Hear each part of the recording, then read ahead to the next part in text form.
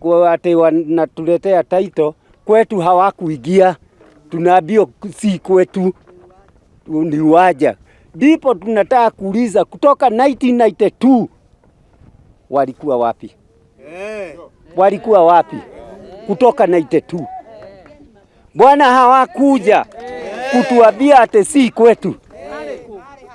Walikuwa wapi? Sasa shida yetu ndio hiyo. Na ndio hili tunasema tuje kwa Bwana Chief ili atuelezee shida yetu ndio hiyo. Pauline Ngoge kutoka minor location.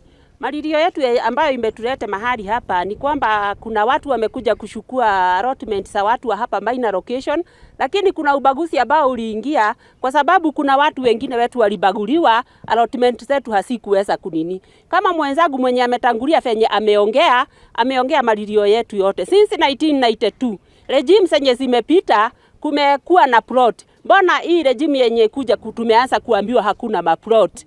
Tunataka kujua tulikuwa tumekaa huko kwa regime hizo zote kwa njia gani? Imekuwa saa hii ati hakuna plot. Na hiyo ndio malilio yetu. Monica wa moyo na mimi msaliwa hapa Nyahururu Maina.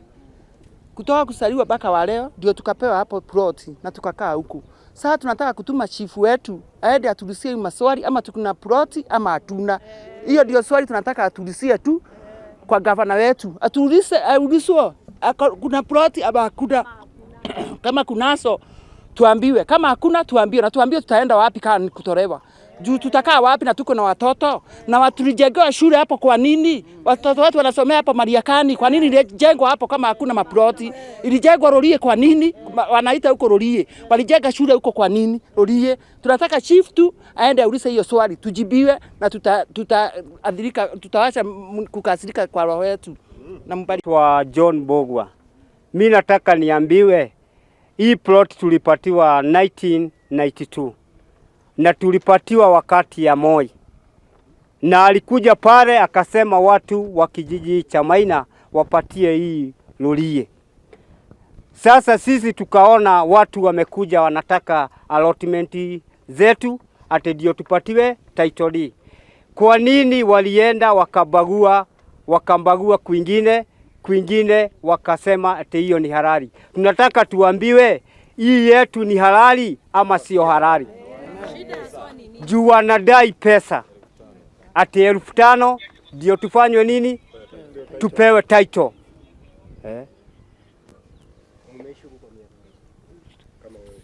Kama mimi nimelelewa hapa niko na karibu miaka 35 hapa Maina. Tangu nijenge walikuwa wapi? So yini mkiambiwa mtoke kwa hizo mashamba mtatoka? Hatutatoka, tuende wapi? Pengine watuue ndio tutoke. Watuue ndio tutoke. Kwa hayo nimesikia mumeongea, nimepata report ya kwamba kuna watu wanakuja leo asubuhi. Sikujua ni akina nani.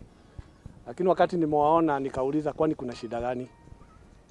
Na wakati nimepata ripoti ya kwamba kuna mambo iliendelea wakati exercise ilikuwa inaendelea Monday, Tuesday, Wednesday, nikajua ya kwamba kuna shida.